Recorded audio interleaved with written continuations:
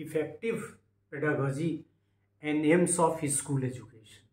मतलब effective pedagogy का जो पैरामीटर है वो एम्स ऑफ स्कूल एजुकेशन है। So pedagogy is effective only when aims of school education is being achieved. Let us see the subhead effective pedagogy for achieving aims of school education is explained in terms of achievement of। मतलब pedagogy effective तभी है जब इन चीज़ों को हम achieve करते हैं। पहला, वैल्यूएबल नॉलेज, और ये नॉलेज किस चीज़ का?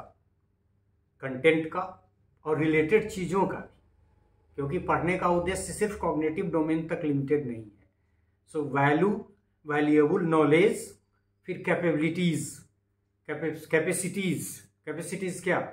बोलने, लिखने, एक्सपेरिमेंट करने, चित्र बनाने, गेम खेलने आदि आदि। सो वैल्यूएबल नॉलेज के बाद कैपेसिटीज एंड वैल्यूज, जिसके बारे में हमने कहा, साथ काम करने का, डेमोक्रेटिक वैल्यूज, ये cultural value, aesthetic value, disciplinary value and so many values. So valuable knowledge के बाद कैपेसिटीज, फिर values and then dispositions by students. मतलब स्टूडेंट के स्वभाव में बदलाव, उनके टेम्परामेंट को। जैसे कोई बच्चा घबराता है तो पढ़ाई या उनके पढ़ाए जाने का या पेडागोजी का उद्देश्य भी है कि ऐसे उनको पढ़ाइए, उस पेडागोजी की मदद से उनको पढ़ाइए ताकि वो स्थिर हो सके, घबराए नहीं, नर्वस नहीं हो, आदि आदि। सो डिस्पोजिशन, वैसे आप हिंदी देखेंगे तो डिस्पोजिशन मतलब स्वभाव लिखता है, टेम्परामेंट लिखता है।